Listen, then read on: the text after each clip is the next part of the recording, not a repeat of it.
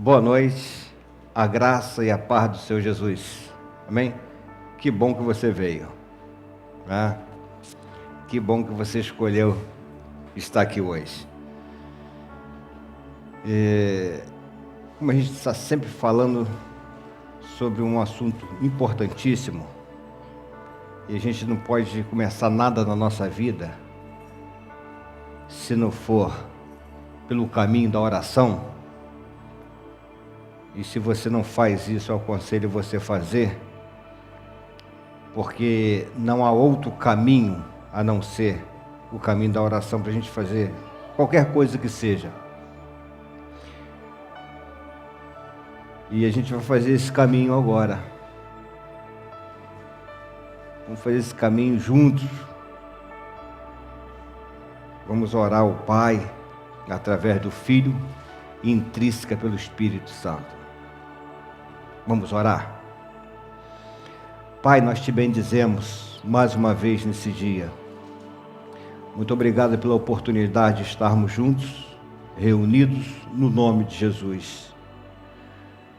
Senhor Deus e Pai, abençoa a vida de cada um que está aqui nesse lugar, Deus. Que a tua bênção possa vir sobre a vida de cada um.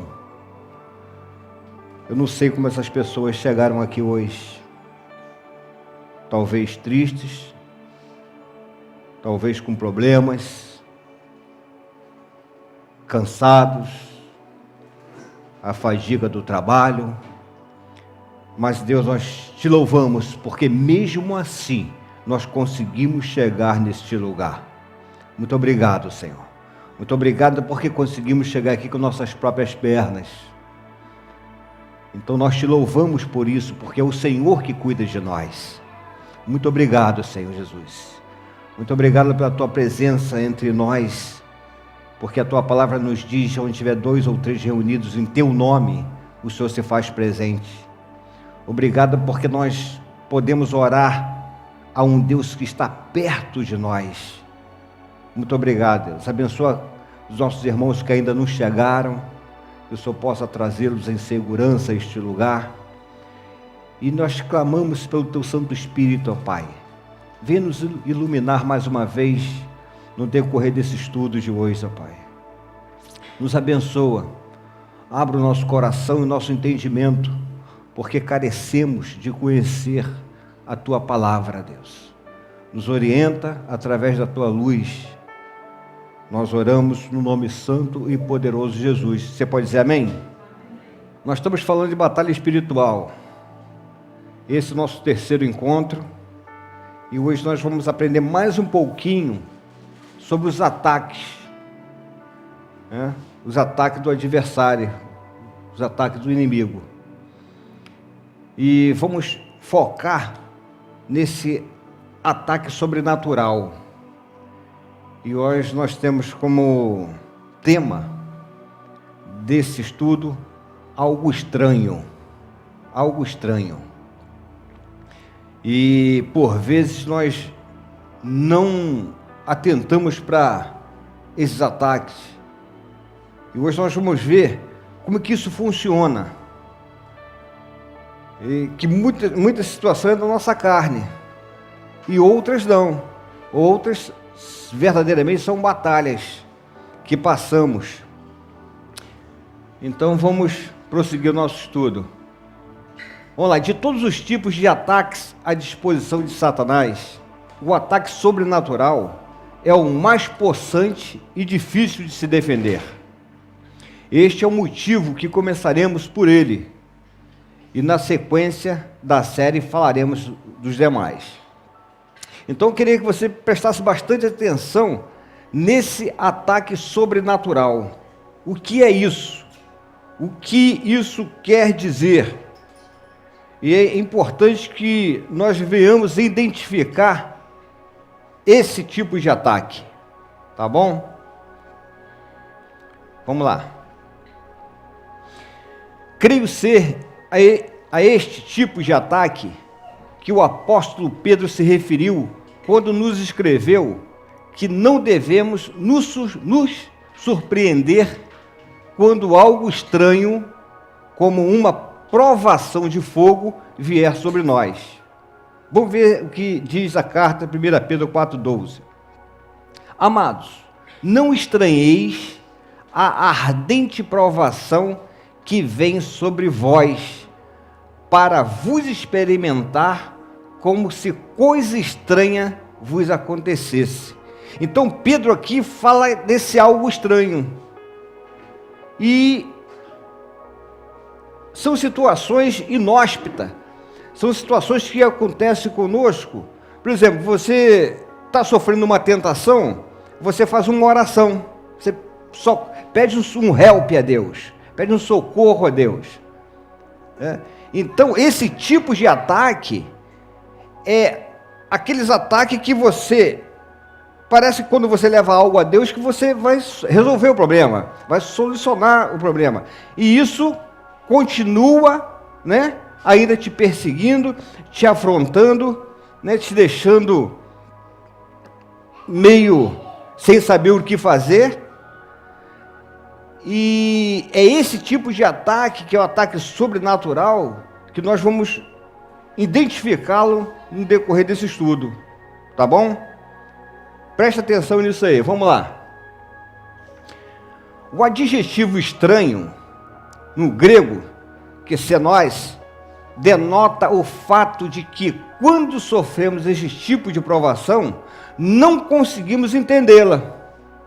Olha só como é que a coisa é grave.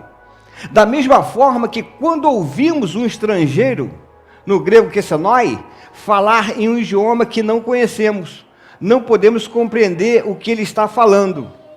Já pensou você sofrer de algo que você desconhece, que você não tem noção?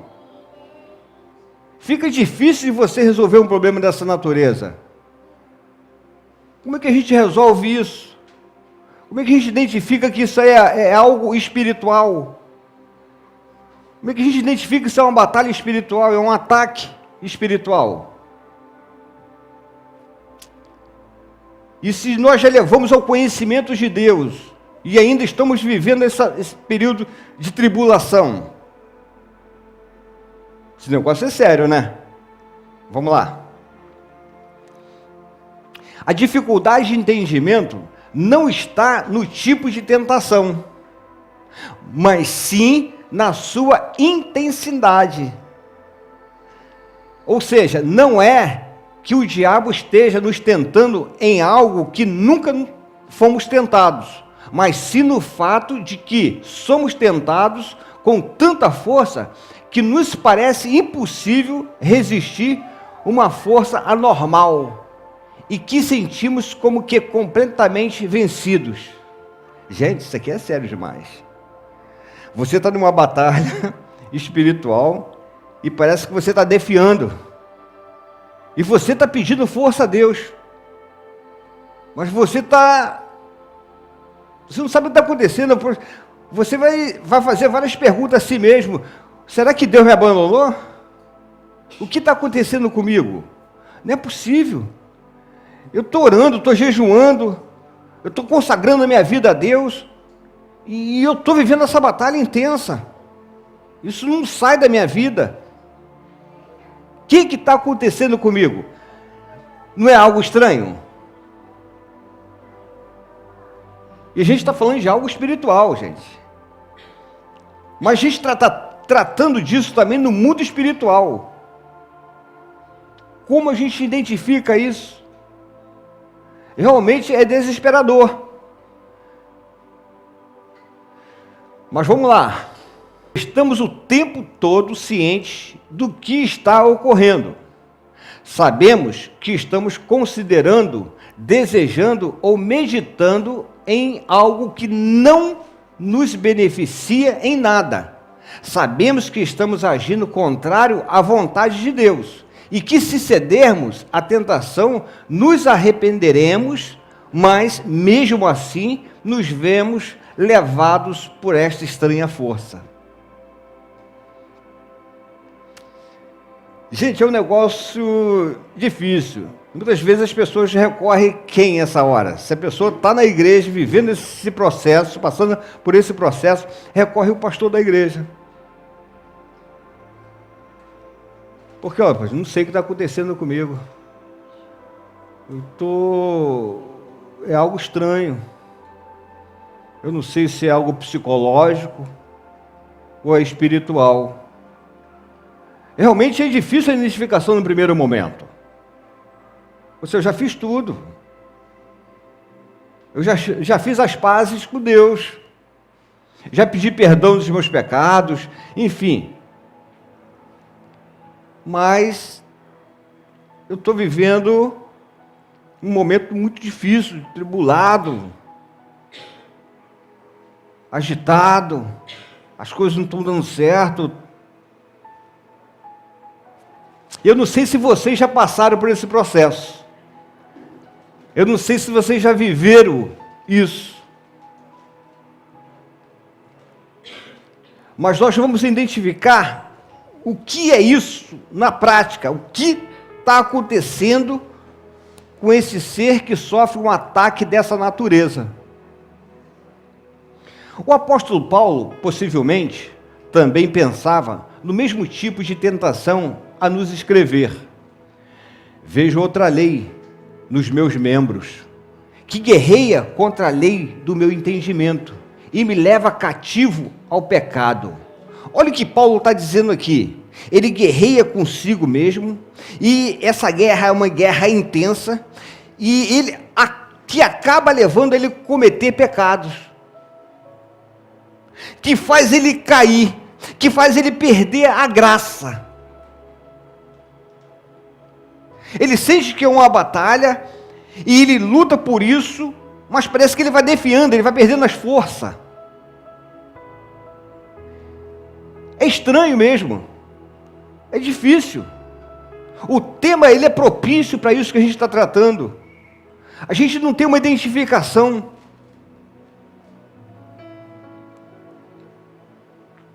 É aquela figura que nós passamos ali no primeiro momento. Alguém já viu essa figura? Essa figura transitou aí na internet por um bom tempo. É estranha. É uma figura estranha. A gente não consegue concatenar as ideias, né? A gente, quando vê ela no primeiro momento, parece que ela está se movendo, não é verdade? Fixa o seu olho ali, você parece que ela está movendo, está em movimento. Então é uma figura estranha, a gente não consegue entender isso. A gente não consegue definir isso bem. E a gente vai vendo onde que isso vai chegar, né? Vamos vendo isso, aonde que isso vai nos levar. A compreensão, o entendimento. Ou, sei lá, é estranho. Há de convir que isso é estranho. Vamos lá, voltar para a página. Bom, queridos, é uma situação realmente complicada, difícil, mas vamos entender isso aqui. Esse tipo de ataque estranho não ocorre com frequência. Presta atenção nisso, tá? Ele não ocorre com frequência. Se fosse o caso, ele não seria estranho. É algo que você não está acostumado. É algo que você não vive sempre. A menos para aqueles que continuamente cedem à mesma tentação.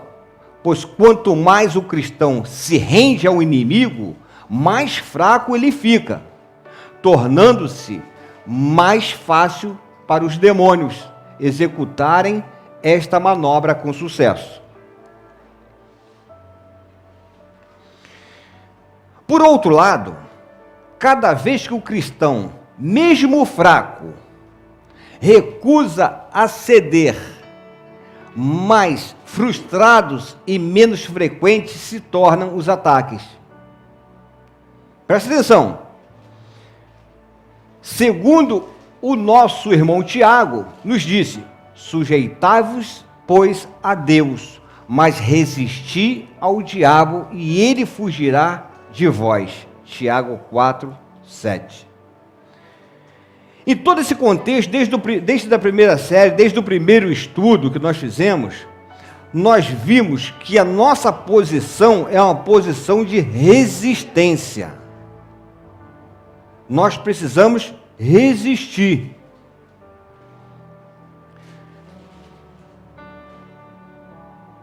Ou seja, cada vez que, por causa do nosso amor a Deus, oferecemos resistência às investidas do inimigo, não somente ficamos mais fortes, mas também assumimos uma posição ofensiva, devido à presença intensificada das hostes angélicas enviadas por Deus. Você é de convir que em todas as batalhas, em todos os ataques de nível espiritual, toda vez que a gente começa a resistir, isso nós vimos no nosso segundo estudo, a gente ganha mais uma resistência, ganha mais uma força, né? A gente fica mais apto a enfrentar coisas maiores. É como você estivesse numa academia, você chega lá hoje pegando um peso de 2 quilos. Mas quanto mais você se dedica à atividade, você vai aumentando também a sua série. Não é verdade? Você começou com 2 quilos, depois você está com 3 quilos, e você vai ganhando o que com isso? Resistência. Você vai ganhando força. E não é diferente no nível espiritual. É a mesma coisa. Quanto mais eu me dedico a Deus, né? Quanto mais eu me dedico a Deus, mais força eu ganho para resistência. Resistência. A nossa luta é resistência. Resistência a quê? Olha as perguntas, como é importante. Resistência a quê? Ao pecado. Porque o único prato servido nesse contexto é o pecado. O cardápio que está sendo oferecido aqui para que eu venha cair, para que você venha cair, é a bandeja do pecado. Então, quanto mais eu resisto esse cardápio, mais forte eu vou ficando. Por outro lado, quanto mais eu não resista à bandeja, à comida, mais vulnerável também eu me torno. Cada vez mais. Beleza? Tornamos o ambiente ao nosso redor um local desfavorável e hostil para o exército das trevas, que assim é forçado à retirada. Olha o que o salmista diz aqui no Salmo número 34, verso 7 e 8. O anjo do Senhor acampa-se ao redor dos que o temem e os livra. Provai e vede que o Senhor é bom. Bem-aventurado o homem que nele se refugia. Olha o que o salmista está dizendo aqui para a gente. Que o anjo do Senhor acampa-se ao meu redor, ao teu redor, só porque eu tenho temor a quem? Fala alto. A Deus. Então, quando eu tenho temor a Deus, eu sei que existe anjo de Deus acampado ao meu redor. E isso é uma forma de resistência para mim. Eu ganho aliados nessa batalha. Amém? E o salmista ainda lança um desafio. Ele disse: provai, faz prova do Senhor, e vede que o Senhor é bom. Bem-aventurado o homem que nele se refugia. Então o meu refúgio, sempre, todavia, vai ser Deus, o Senhor. me reportando ao Salmos de número 91, que diz: aquele que habita ao esconderijo do Altíssimo, à sombra do Onipotente descansará. Gente, olha só, quando deparamos com o Salmos de número 91, esse versículo é imprescindível para que eu possa discorrer toda a leitura do Salmos de número 91. Esse primeiro verso, ele é que me habilita a ver a grande batalha. Eu sei que as pessoas gostam muito de dizer: 1000 cairão ao meu lado, 10.000 à minha direita, mas eu não serei atingido. Como fosse um templário da guerra, como fosse um super-homem, como fosse uma mulher maravilha, crente. Não. Isso só vai acontecer se você retornar ao primeiro verso. Aquele que habita no esconderijo do Altíssimo, à sombra do Onipotente descansará. Então eu preciso estar lá no esconderijo do Altíssimo. Eu não tenho que estar lá no meio do fogo cruzado para receber uma bala perdida. Não. Eu vejo todo esse cenário do esconderijo. Eu vejo todo esse filme acontecer do esconderijo. Eu não posso sair de lá, porque eu me refugio lá. É lá que eu tenho a proteção. É lá que eu tenho a cobertura de Deus, do Pai Nosso que está no céu. Tá? Então eu não posso sair de lá. Então não esqueça, não saia do esconderijo. Não saia do esconderijo. Fica lá. Não esqueça disso. Tá bom? Vamos lá. Sendo este o primeiro dos 3 estudos desta série, que lida com os ataques sobrenaturais, presta atenção aqui. Deixe-me explicar a diferença entre estes ataques, que é o sobrenatural, e os ataques simples. Tem uma diferença. Os ataques sobrenaturais do inimigo diferem dos ataques simples. Isso aqui é interessante para você entender todo o cenário, tá? Vamos lá. Os ataques sobrenaturais do inimigo diferem dos ataques simples, no sentido em que, como já mencionado, não encontramos muita justificativa para a sua magnitude. Deixe-me ser bem claro sobre isto, para que ninguém imagine que todas as tentações são idênticas, pois certamente que não são. Existe uma diferença entre tentações. É aqui que a gente precisa estar esperto, ó. Acorda, crente. Acorda. Existe uma diferença entre as tentações. Nós falamos de ataques sobrenaturais, que está fora da nossa alçada, e existe ataque simples, que está na nossa alçada. Nós somos responsáveis, e muito, por esses ataques simples. Por quê? Os ataques sobrenaturais estão na instância do arqui-inimigo de Deus, de Satanás. E os ataques simples está na carne, está na nossa carne. Tá? Com esse entendimento, nós vamos prosseguir. Todos os dias, nós cristãos somos tentados, várias vezes de uma forma simples. Sim, todo dia, tá, gente? Todo dia nós somos tentados. Natural, em virtude da nossa natureza caída. E em várias áreas da nossa vida. Somos tentados a mentir,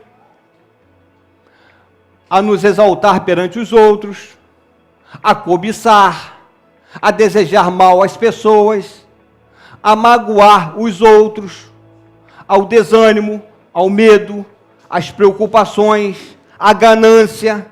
e em outras tentações semelhantes. Às vezes caímos nessas tentações e às vezes resistimos. Essa está na nossa alçada. Todos os dias somos tentados, várias vezes. Quem nunca passou por isso aqui?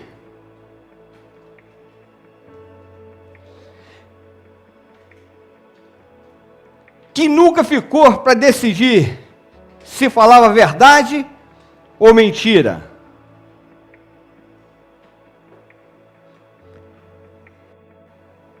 Que nunca cobiçou? Que nunca desejou mal de ninguém? Vem aqui que eu quero orar por você agora, para você subir para o céu. Eu já até perguntei uma vez aqui, quem nunca matou ninguém? Que isso, pastor? Todo mundo levantou a mão e disse que ninguém tinha matado ninguém. Eu falei, ah, é? Você nunca viu um filme, você desejou que aquela pessoa morresse, não? Uma novela, hã? Então já matou. Então você já matou sim. Hã? Porque o pecado, ele se estabelece primeiro, né, no nosso conceito, naquilo que a gente premedita fazer. Ali você já pode partir para o joelhinho ali para poder sanar. Ele não precisa ser concluído, ser estabelecido de fato. Pensou? Vai para lá, acerta com Deus. Aí eu peço perdão a quem? A Deus. Porque nós pecamos contra Deus, tá? O tempo todo nós pecamos contra Deus. Então temos que pedir perdão a Deus. Tem gente que vem pedir perdão a padre, a pastor. Não vem para cá não, meu irmão. Perdão de quê? Você não me fez nada, rapaz.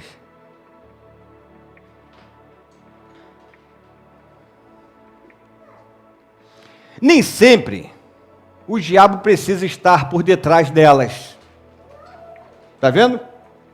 Quando é aqui na carne, pois por nós mesmos somos mais inclinados a agir de acordo com a nossa vontade do que com a vontade do Senhor. Foi por isso que ao ensinar o apóstolo a orar, Jesus lhe instruiu a dizer, essa oração está na parcela da oração do Pai Nosso, seja feita a tua vontade. Nós temos dificuldade de fazer essa oração. Temos. Porque nós queremos sempre imprimir a nossa vontade. E nós até dizemos lá, minha vontade é melhor do que a vontade do meu irmão. Lá em casa a minha vontade é top. Não. A vontade de Deus, ela é perfeita e agradável ao homem. O que significa? Seja feita a vontade de Deus, que é perfeita e santa, e não a nossa, que é imperfeita e tendenciosa ao pecado. Primeiro, nós não conhecemos a nossa real necessidade, então a nossa vontade já é frustrada aí. Eu não tenho conhecimento de fato o que realmente eu necessito, o que eu preciso.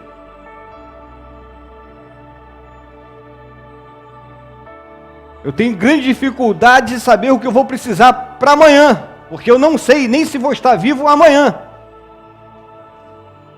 Deus sabe, eu não. Então nós temos dificuldade de conhecer o de um minuto para frente, a gente não sabe. Por isso que quando nós descansamos da vontade de Deus, e para me descansar na vontade de Deus, eu preciso confiar em Deus, eu preciso me entregar a Ele, e começar a dar graças a Deus por tudo, até por aquilo que eu não esperava, que eu esperava que acontecesse de outra forma, de outra maneira, de outro jeito, mas eu, dentro da minha vontade, eu fui frustrado. Eu preciso agradecer a Deus porque é Ele que está no comando. Mas nós temos essa dificuldade. Nós, de verdade, nós queremos estar no controle das coisas, né? Nós queremos estar no controle das coisas. Porque as coisas, quando fogem do nosso controle, a gente não gosta muito. E o crente, ele precisa viver no centro da vontade de Deus, dando graças a Deus por tudo, louvando a Deus por tudo, porque Ele sabe o que faz.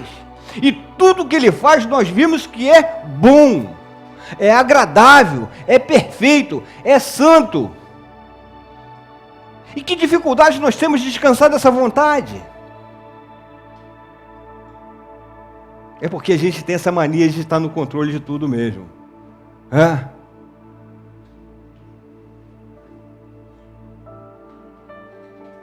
E estar no controle de tudo é viver perigosamente. É você achar que a economia que você está retendo lá, embaixo do colchão, na sua conta, vai te garantir o seu futuro. Provérbios até fala que o outro pode vir usufruir disso. A gente não acrescenta um côvado sequer, 45 centímetros na nossa vida, a gente não acrescenta. A gente é um vapor, uma nuvem que vem e desvanece, como Paulo disse. O salmista disse, chama a gente de vapor. Isso que somos. Por isso, nós precisamos se lançar nos braços de Deus. Se lançar na vontade dele sempre. E como é que eu faço isso? Dá graça em tudo, meu irmão. Entregou sua vida a Deus? Dá graça. Ele vai cuidar de você. Ele vai cuidar de você. Inclusive tem um videozinho aí que nós gravamos hoje aí, de 5 minutinhos, que está lá. Você tem um valor. Vê lá, dá uma olhadinha nesse vídeo lá. Como é que Deus cuida de você. Ele cuida das aves do céu, do lírio do campo. E você não tem muito mais valor do que ele? Você é a coroa da criação de Deus. Confia nele, descansa nele. Para que fique ainda mais claro a diferença, deixe-me dar 2 exemplos comuns na vida do cristão. Se o cristão fica chateado porque alguém do trabalho o ofendeu, e como consequência, durante o restante do dia, deseja o mal do seu colega, mas depois de orar sobre o assunto, pedindo perdão a Deus por ter pecado contra ele, ou 1 ou 2 dias depois, já não pensa mais sobre o ocorrido, então o desejar o mal foi uma tentação simples, da carne, no qual tudo o que ocorreu pode ter vindo ou não do inimigo. Esse é o primeiro ponto. Nós estamos tratando de um ataque simples, beleza? Então você teve um desentendimento lá com o seu colega de trabalho e tal, aí você, puxa vida, não era para ter falado aquilo, puxa, estou aqui arrependido, cara, meu Deus, puxa, você, Senhor, perdoa, Senhor, o sentimento que eu tive no coração, sei mal do meu irmão, falei mal, talvez você nem tenha falado pessoalmente, você só pensou, mas você é um homem de Deus, você é uma mulher de Deus, você está com o coração partido, está com o coração contrito, arrependido. Aí saiu, 0-0. Passa pela pessoa, dá um abraço e tal, acabou, zerou. Esse foi um ataque simples, da carne mesmo, você se aborreceu ali, enfim, no impulso, né? Tem coisa que você fala, puxa, não era para falar. Até com o filho nosso, sabia? Tem hora que você chega para um filho e libera uma palavra de... Aí você tem que pedir perdão a Deus e se retrata. Ali, 0-0. Beleza? Impulso. Bom, se ele, porém, a contrapartida desse contexto, se ele, porém, não consegue parar de pensar no assunto, ele está frustrado, não consegue parar de pensar no assunto, e a todo instante, tudo que ocorreu é projetado de novo na sua mente, e como resultado ele se vê continuamente desejando um mal ao seu colega, dia após dia. Isso aconteceu segunda-feira, na terça ele está mais, não aguenta nem olhar para a cara do indivíduo. Mano. Quarta-feira ele já está, meu irmão, por conta. Está querendo uma oportunidade já para partir para dentro, está assim dessa situação. Não entendendo o porquê. Não tem porquê, olha só, não tem porquê. Não entendendo o porquê. Esses pensamentos não vão embora. Cada vez mais intenso. Então é certo que ele está sob um ataque sobrenatural, arquitetado, executado por Satanás. É só para pensar, alguém já viveu essa instância? Alguém já passou por isso? É só para pensar, não é para falar. Então nós falamos de duas situações, dois episódios com o mesmo contexto. Um nós oramos, pedimos perdão a Deus e ficou 0-0. O outro nós oramos, pedimos perdão a Deus, mas não ficou 0-0. Eu ainda continuo meio, não, vou pegar esse cara, vou pegar essa pessoa, não, isso vai ficar assim. Você continua maquinando aquilo, enfim. Aí tem um dedo do carcará sanguinolento aí por trás disso aí. E tá, vai. Com um garfinho só te espetando, vai. Dando força, vai. E o garfinho é finadinho, fiadinho. Vai. Aí você, aí eu vou mesmo. Aí, meu irmão. Tá comprando a ideia, é complicado. Esse é o ataque sobrenatural. Arquitetado pelo mal. Mas só que você vê que é uma resistência que é difícil. Você sabe sobre fogos intensos. Mas você persevera na oração, mesmo assim. Você continua sofrendo ataque, mas descansando em Deus, no esconderijo de Deus. Em Deus, o tempo todo. Provai. Prova é o quê? Prova é prova, meu irmão. E vede. Só que nós queremos resultados imediatistas. Nós queremos resultado agora. A chapa está quente agora. Eu quero a resposta agora. E as coisas não funcionam assim. Porque existe uma força contrária por trás disso. Já poderia falar, realmente eu vou abandonar esse Deus meu, mesmo que não tem mais jeito não, tudo que aconteceu comigo, perdi todos meus bens todos, perdi a família toda, perdi tudo, perdi minha saúde, eu não quero mais saber desse Deus. Poderia? Sim ou não? Sim, mas ele foi perseverante, beleza?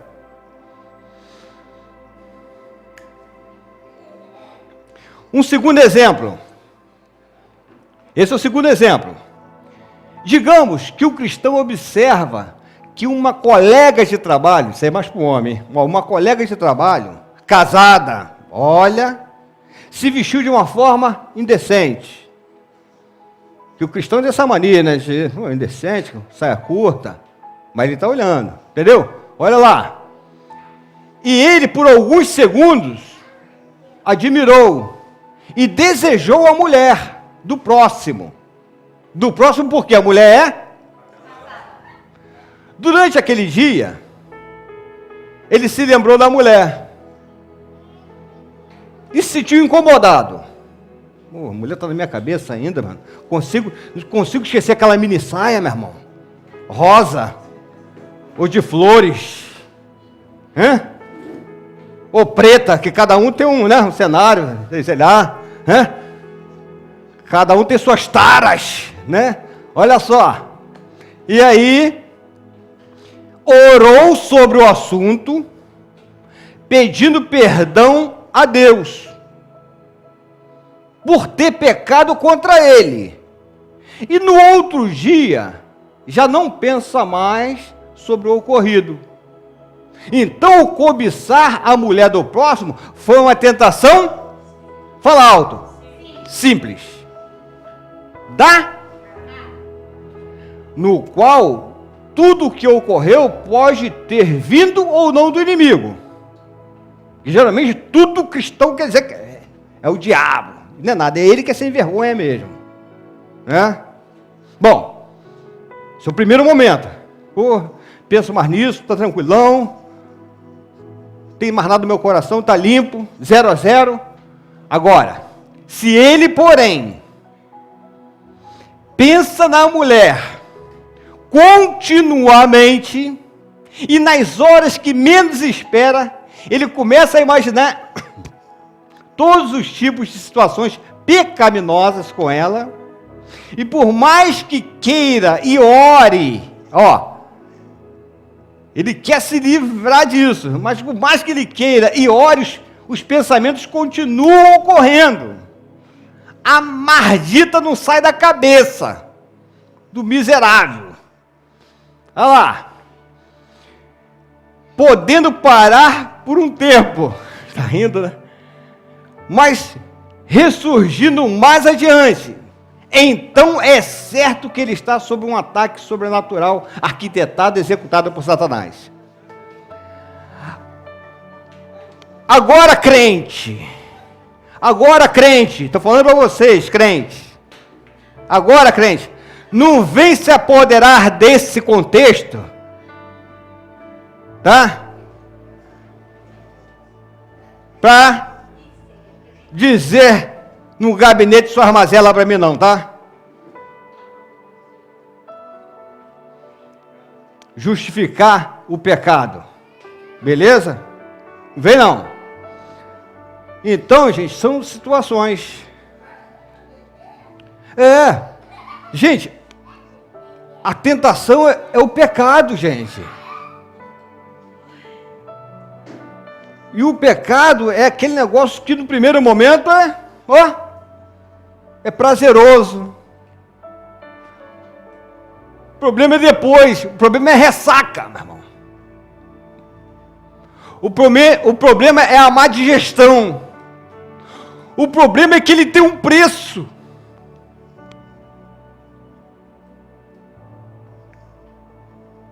Sabe o que é não o preço dele? O salário do pecado é a morte. O problema é esse, meu irmão. É como você estivesse comendo ou absorvendo um veneno. Ele mata. O problema é esse. E qual é o intuito do adversário, o arqui-inimigo de Deus? Te matar. Te levar junto com ele. É esse que é o problema. Aí tem crente, né? Que acha que é solteiro. Tá? Acha que é solteiro? Não, eu sou solteiro. Tá tranquilão para mim. Então vai lá ler que existe o pecado da fornicação. Fornicação, meu irmão, é pecado e te leva para a morte. A nossa tentação, gente, é o pecado e ele mata. Crente fica fraco, não se esforça para vir à igreja, não tem força para ir à igreja. Por quê? Porque faz igual Adão, se esconde de Deus, não quer vir para a igreja, aí se esconde, aí arruma as desculpinhas, esfarrapada. Pastor, tudo bem, meu irmão, você é livre. Só que é o seguinte, Deus conhece o teu coração, Deus conhece a sua vida, não tem como enganar Deus, pô. Nós nos enganamos, mas Deus não deixa se enganar. Ele sabe de tudo, Ele conhece o teu coração, Ele conhece tudo da sua vida, pô. Ele sabe até o dia que você vai desembarcar da terra, pô. Sabe tudo. Se eu estiver nas profundezas, Ele sabe. Se eu estiver na barriga do peixe, Ele sabe. Não tem para onde recorrer de Deus, pô. Ele é onipresente, Ele é em todos os lugares ao mesmo tempo. E isso é legal, que Deus é onipresente não só para te olhar, mas para também te abençoar, para te perdoar. Ele está em todos os lugares ao mesmo tempo, mas isso é bom, porque aonde quer que você esteja, Deus está ali, esperando o teu arrependimento, o teu coração contrito. Ele não despreza jamais.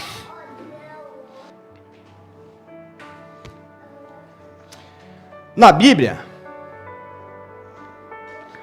2 bons exemplos do que estou falando ocorreram em uma mesma família. O primeiro com o rei Davi,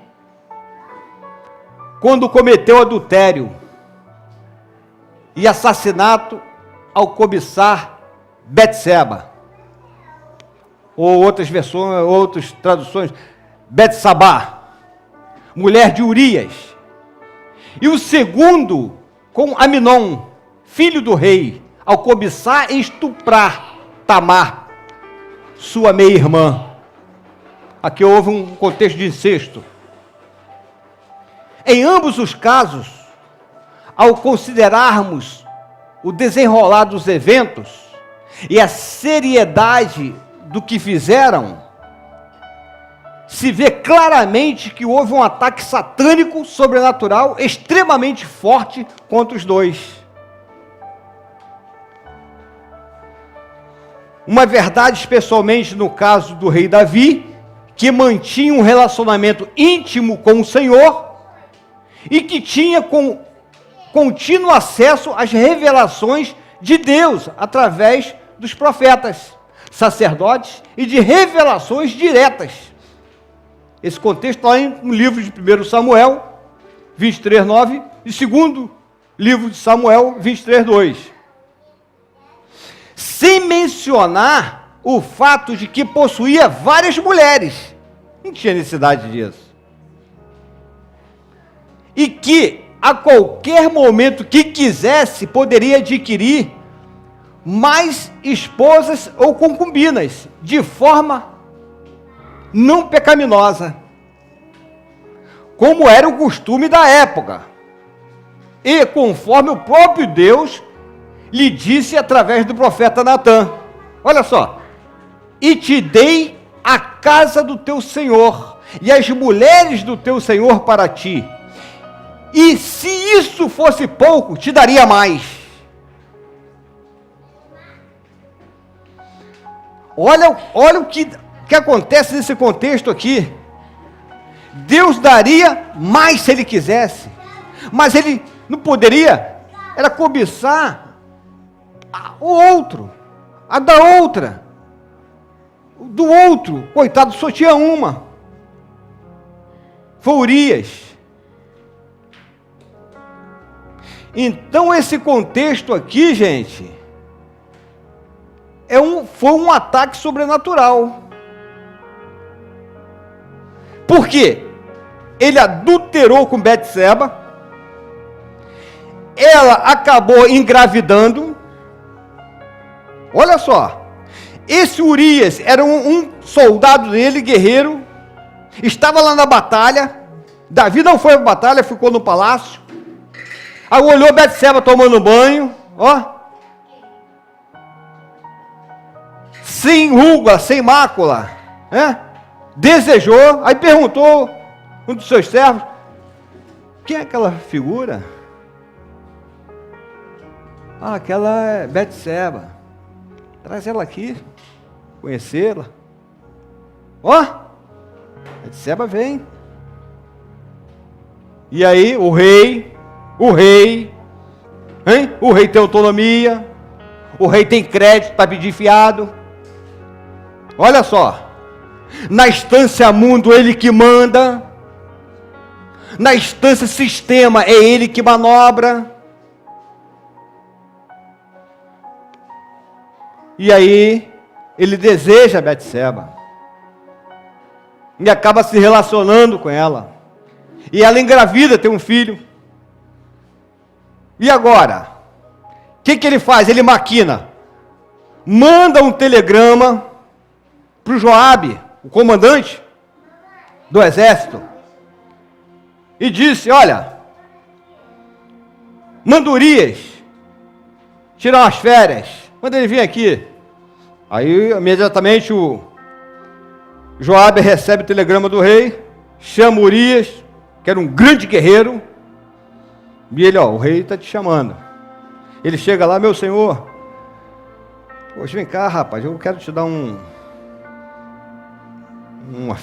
lazer, quero te dar umas férias, né? Um arejamento, você está muito na batalha, pô. Aí, toma um vinho com ele e tal, vai embora, fica com sua mulher, rapaz. Pra quê? Botar na conta de Urias. Ó o contexto como é que é. E aí, Urias come, bebe, só que Urias não vai para casa. Ele dorme na porta do rei. O rei: como, rapaz? Como você não foi para casa, rapaz? Não, eu não posso ir para casa enquanto os meus soldados estão combatendo e eu aqui, usufruindo do...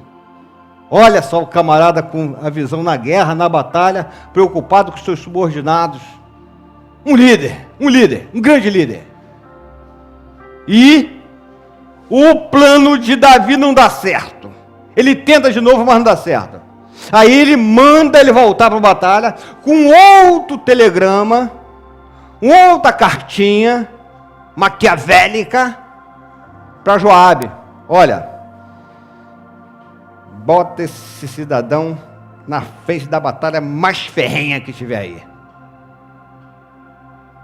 E aí Joabe cumpre a mensagem do rei, e ele chega, bota ele na frente da batalha mais ferrenha, como volteador, linha de frente. E aí, o que acontece?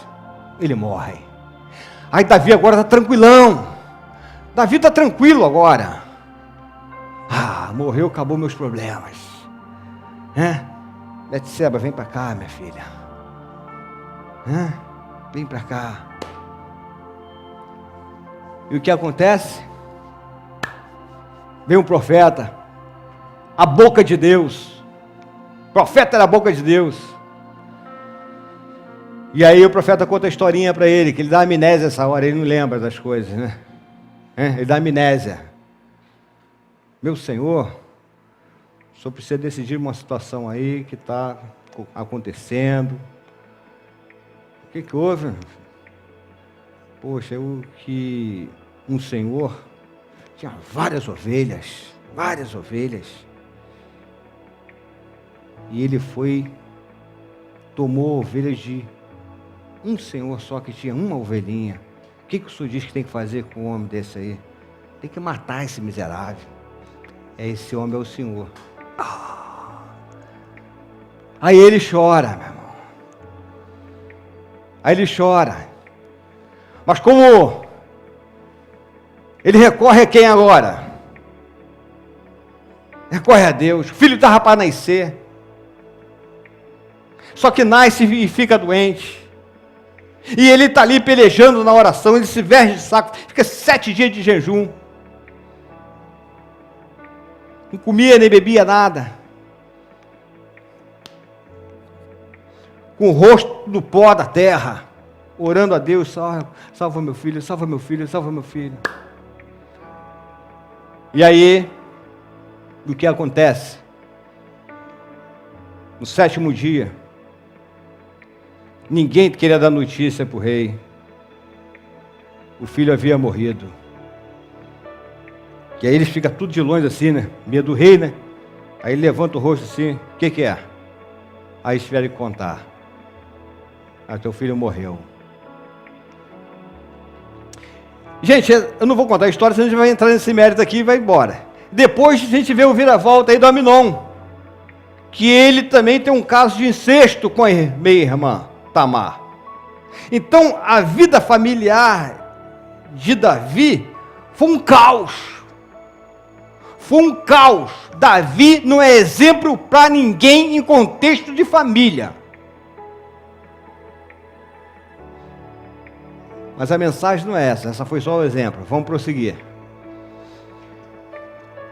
Os ataques desta categoria podem explorar qualquer uma das fraquezas do ser humano, como na área de relacionamentos, finanças, sexo, saúde e em todas as outras áreas. Então é o seguinte, o inimigo, ele não é bobo. Ele conhece o teu ponto fraco, ele conhece o meu ponto fraco. Ele vai bater aonde? No ponto forte ou fraco? E você também conhece o seu ponto fraco. Você sabe se é a área da finança. Você sabe se é a área de mulher ou de homem, vice-versa, né?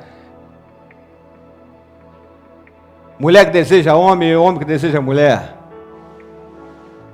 É nessa área, meu irmão, minha irmã, que ele vai bater. É ali. Por quê? Ele é estratégico. Ele não é bobo.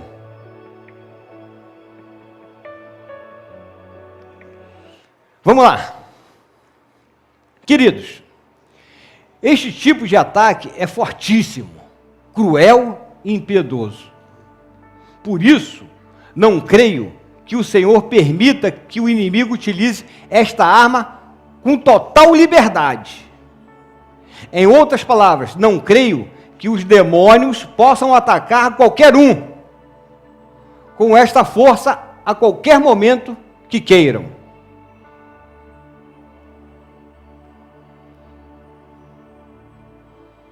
Mas isso não quer dizer que não ocorra.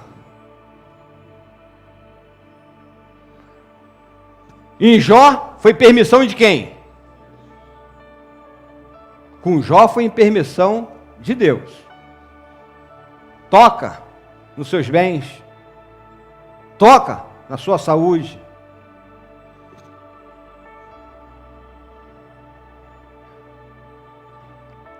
Mas eu creio que esses tipos de ataque pode nos tornar mais fortes para outras batalhas.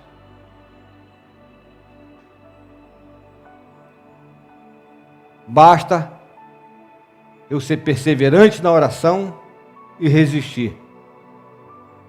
A gente está falando de pecado, hein, gente? A gente está falando de algo que mexe com a nossa estrutura. E a gente acha que está tudo bem. Quando nós deveríamos acordar, despertar. Esse estudo é para que nós possamos nos despertar, acordar. Tem crente adormecido, ingênuo, como nós falamos na série passada, no estudo passado. Crente ingênuo. Não sei o que está acontecendo comigo. Sabe sim. Se posiciona. Se posiciona. E agora aquilo que era estranho, que é o tema desse texto, não é estranho mais para você. Você sabe que isso é possível e isso acontece. Existe certamente um controle divino quanto ao uso deste poder sobrenatural que os anjos, neste caso os anjos caídos, os demônios, possuem sobre nós, seres humanos. Mas quando lhes é permitido, o cristão precisa procurar o auxílio de Deus com urgência, fervor e persistência. Corre para Deus, meu irmão. Se isso está acontecendo contigo, você precisa correr para Deus com urgência. Fervor na oração. Não para de orar, meu irmão. Ora sem cessar o tempo todo e persistência até você se livrar disso. Até que isso saia da sua vida. Não para no meio do caminho. Continua perseverando na oração. Pois esta é a única forma que ele sobreviverá.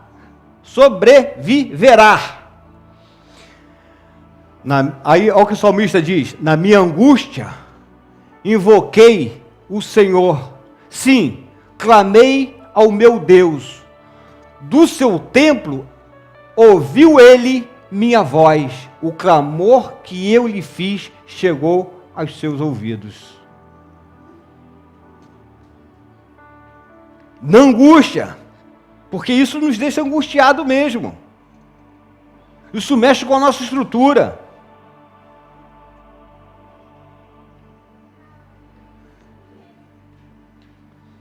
Amados, mais adiante nesta série, quando falarmos sobre resistência e contra-ataques, explicaremos como podemos desenvolver a nossa habilidade no uso das armas espirituais que o Senhor nos forneceu para serem empregadas contra as forças espirituais do mal. Tanto durante os ataques sobrenaturais, como também quando somos atacados através da carne, de uma forma simples, os quais não possuem a mesma intensidade dos ataques sobrenaturais. Então, gente, a gente não poderia deixar de passar com essa explicação, ter esse conhecimento para identificar tipos de ataques, porque eu preciso também saber quais são os tipos de ataque e quais são as armas espirituais que Deus me fornece, que eu possa usar para cada um deles. Fica atento para o próximo estudo, onde nós vamos conhecer essas armas. Por agora, deixe-me apenas deixar bem claro que, por nós mesmos, olha só, não temos a menor condição de resistir os ataques sobrenaturais do inimigo. Os anjos caídos pertencem a uma classe de criaturas superior à raça de Adão. Sem mencionar o fato de que, enquanto eles nos escutam e veem, nós lutando fisicamente às cegas, somente baseado em indícios e circunstância.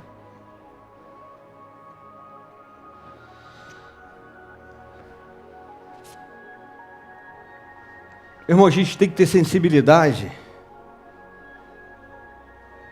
para o mundo espiritual. A gente já tomou conhecimento que ele é real, ele existe, ele é real.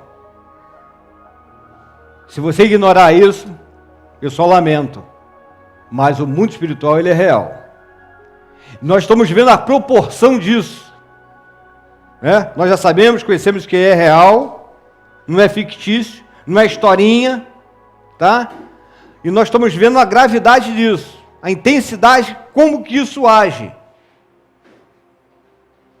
Nós vimos dos ataques simples, que está dentro da instância, esfera da nossa concupiscência da carne, e nós estamos vendo os ataques sobrenaturais, que já partiu daqui, ele inicia aqui. Lembra que eu falei que ele conhece o ponto fraco? Inicia aqui, e vai jogar fogos intensos sobre isso. E ele não brinca. Não tem pena.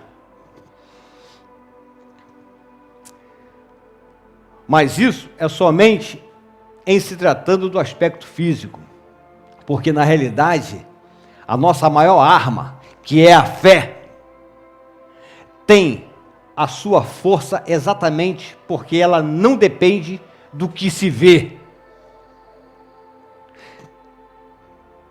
Gente, podem tirar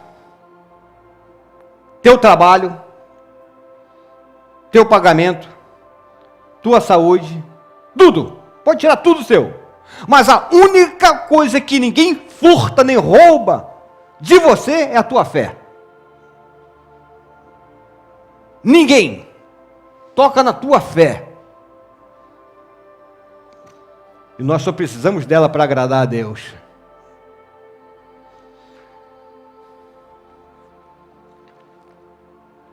Mas se na esperança, dependência e confiança depositada no seu autor e consumador, que é Cristo. Ou seja, aquilo que era para ser o nosso ponto fraco nesta batalha, passa a ser a nossa maior vantagem sobre o inimigo. Em Cristo, quando somos fisicamente fracos, nos tornamos espiritualmente fortes. Espero te ver do céu. Aqui a gente encerra mais um estudo sobre batalha espiritual. Que o Senhor nos abençoe e nos guarde, porque somos totalmente dependentes dEle nessa batalha. Amém.